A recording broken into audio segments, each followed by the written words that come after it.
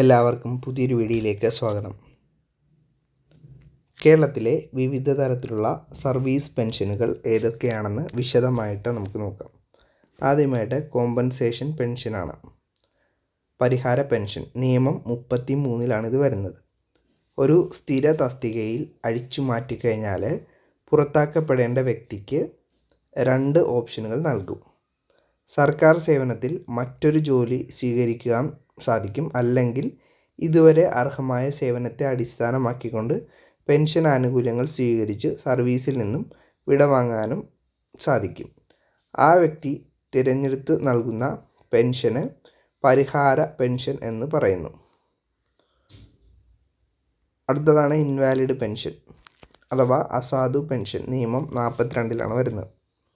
ഒരു ജീവനക്കാരൻ മാരകമായിട്ടുള്ള രോഗം, ശാരീരികമോ മാനസികമോ ആയിട്ടുള്ള പരിമിതികൾ എന്നിവയാൽ ചുമതലകൾ നിർവഹിക്കാൻ അസാധുവാകുന്നുവെന്ന് പെൻഷൻ അനുവദിക്കുന്ന അധികാരികൾ വിശ്വസിക്കുന്നുവെങ്കിൽ ആ വ്യക്തിയെ ഇൻവാലിഡ് പെൻഷനും സർവീസിൽ നിന്നും വിരമിപ്പിക്കാൻ സാധിക്കും. ജീവനക്കാരൻ്റെ അപേക്ഷ പ്രകാരവും വൈദ്യപരിശോധന നടത്താം. മെഡിക്കൽ സർട്ടിഫിക്കറ്റിൽ വ്യക്തമാക്കിയ തീയതി മുതൽ ആ വ്യക്തിയെ സർവീസിൽ നിന്നും ഒഴിവാക്കുകയും അതനുസരിച്ച് പെൻഷൻ അനുവദിക്കുകയും ചെയ്യും. 5 വർഷം വരെ സേവനകാലത്തേക്ക് അധിക ആനുകൂല്യങ്ങൾ അനുവദിക്കാം. എന്നാൽ ആകെ സേവനകാലം പരമാവധി 30 കടക്കാനും പാടുള്ളതല്ല.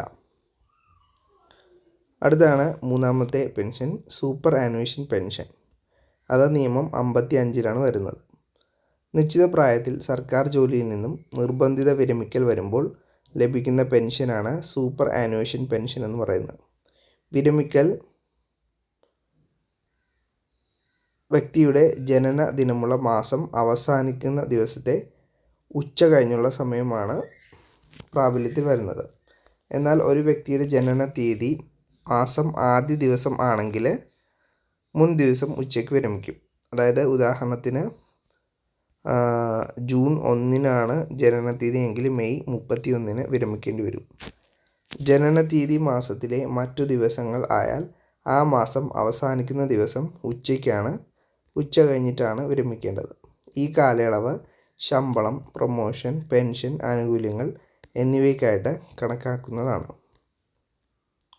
അടുത്താണ് വിരമിക്കൽ പെൻഷൻ അഥവാ റിട്ടയർമെൻറ്റ് പെൻഷൻ. റിട്ടയറിംഗ് പെൻഷൻ 20 വർഷത്തെ അർഹമായിട്ടുള്ള സേവനം പൂർത്തിയാക്കിയ ഒരു ജീവനക്കാരൻ സ്വമേധയാ സർവീസിൽ നിന്നും വിരമിക്കാൻ ആഗ്രഹിക്കുന്ന തീയതിക്ക് കുറഞ്ഞത് 3 ദിവസം മുമ്പ് നോട്ടീസ് നൽകണം. ഈ 3 മാസത്തെ നോട്ടീസ് അർഹമായിട്ടുള്ള ചില സാഹചര്യങ്ങളാൽ ഇളവ് നൽകാം. 5 വർഷം വരെ അധിക സേവന ആനുകൂല്യം അനുവദിക്കാം. ഇതാണ് വോളണ്ടറി റിട്ടയർമെൻറ്റ് എന്ന് പറയുന്നത്.